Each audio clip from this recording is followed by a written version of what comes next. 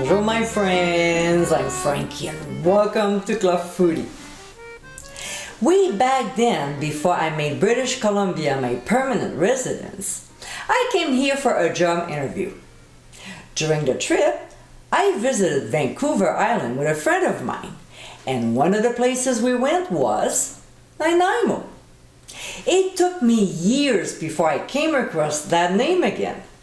This time, it wasn't a place, but a lovely treat. In today's episode, I'll show you how to make my Chocolate Mint Nanaimo Bars. My version has peppermint in it, which gives such a great flavor. It is a nice sweet treat to have anytime. And if you are celebrating St. Patrick's Day this weekend, there's even more reason to make these bars. So my friends, let's get cooking.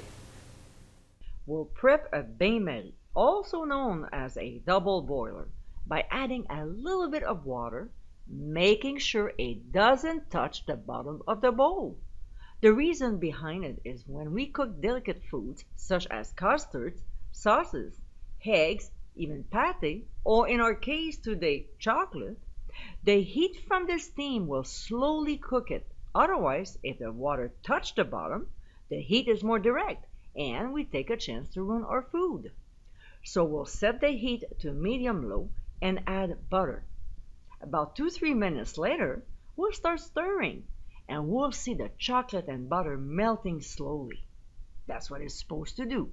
And we don't want to rush this step. So when these two are completely melted, we'll remove from the heat and start adding more ingredients to it right away while it's still pretty hot.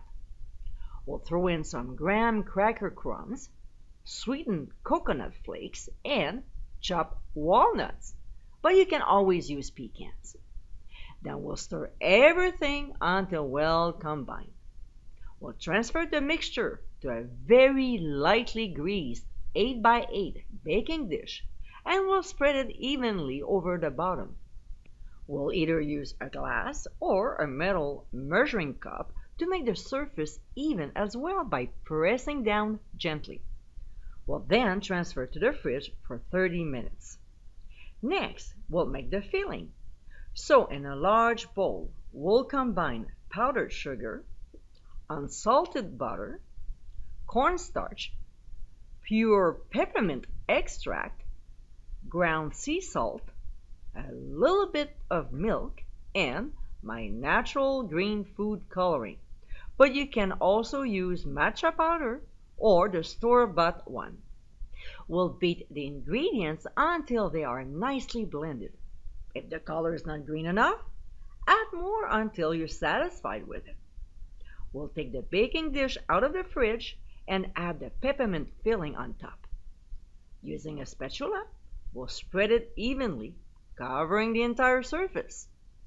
When we're done with it, we'll transfer to the fridge for 30 minutes. Now, let's do the top layer.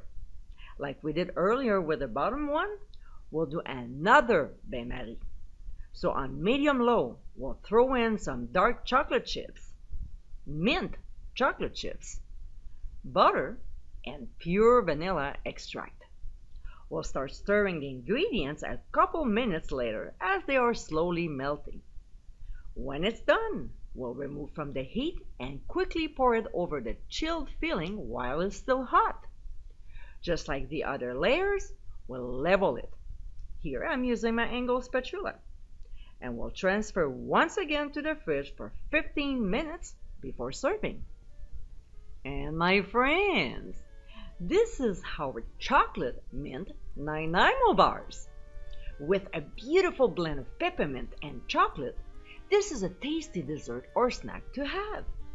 If you cut them in bite-sized pieces, they can be served right away after dinner as a little treat. And let's not forget St. Patrick's Day coming up this weekend. How great would it be to serve these to your friends and family? I hope you give it a try soon and be sure to visit clubfoodie.com for ingredient amounts and more info. Until next time, my friends, bon appétit!